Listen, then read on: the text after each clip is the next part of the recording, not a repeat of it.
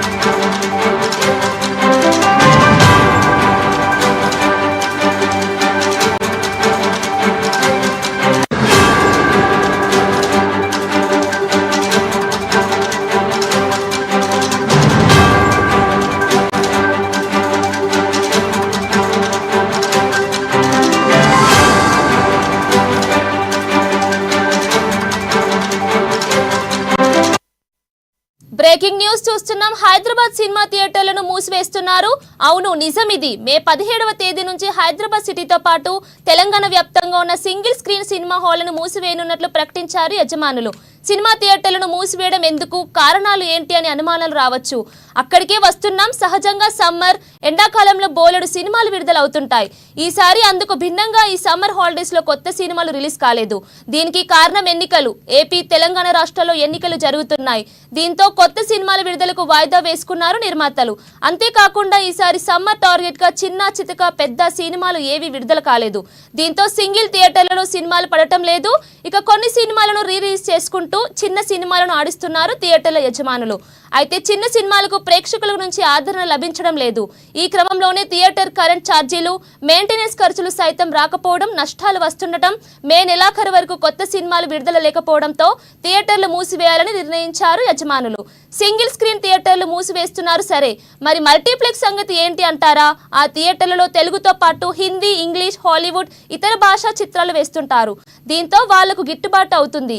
దీనికి తోడు మరీ నష్టాలు వస్తున్నాయి అనుకుంటే కొన్ని స్క్రీన్స్ క్లోజ్ చేస్తారు. దీంతో వాళ్లకు సిబ్బంది ఉండదు. సింగిల్ స్క్రీన్ థియేటర్లకు అలా కాదు కదా, అందుకే వాటిని మూసివేస్తున్నారు. ఇక దీనిపై మరిన్ని అప్డేట్స్ మా హైదరాబాద్ బ్యూరో ప్రణయ్ అందిస్తారు. ప్రణయ్, చెప్పండి.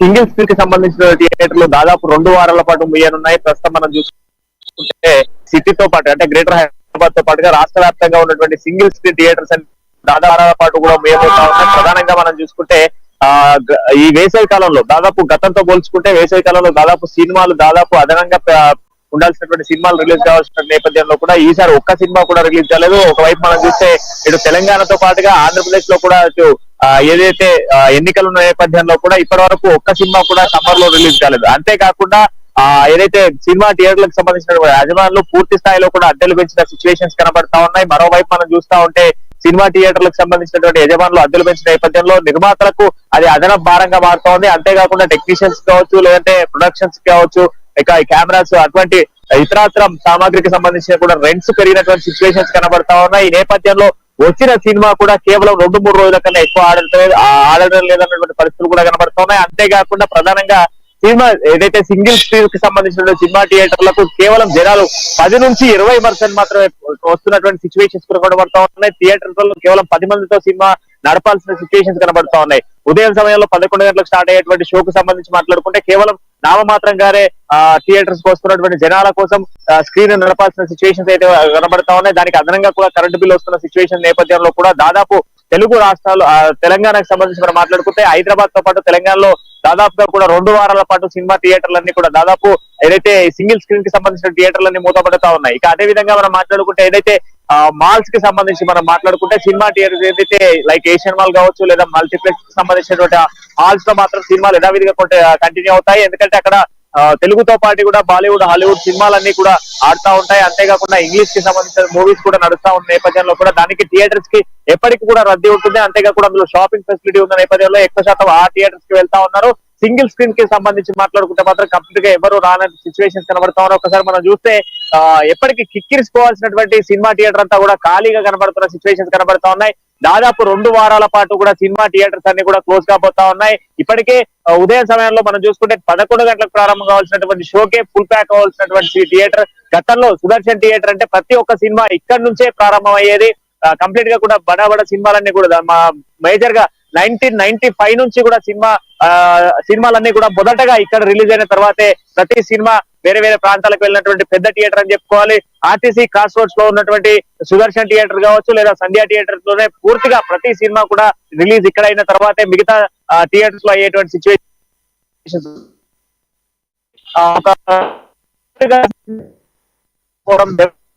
ఎవరు కూడా సినిమాలు చూడకపోవడం ప్రధానంగా ఒక్క సినిమా కూడా ప్రస్తుతం ఉన్నటువంటి సిచ్యువేషన్స్ లో సమ్మర్ లో ఒక్క సినిమా కూడా రిలీజ్ కావడం పట్ల కాకపోవడం, అదే విధంగా ఇదే సమయాల్లో ఎలక్షన్స్ రావడం ఇదంతా కూడా నిర్మాతలకు భారంగా మారిన సిచ్యువేషన్స్ ఉన్నాయి. అంతేకాకుండా థియేటర్స్ కి సంబంధించినటువంటి యజమానులు పూర్తిగా కూడా ఏదైతే అద్దెలు పెంచినటువంటి సిచ్యువేషన్స్ నేపథ్యంలో కూడా అద్దెలు కట్టలేనటువంటి సిచ్యువేషన్స్ లో నిర్మాతలు ఉన్నారు.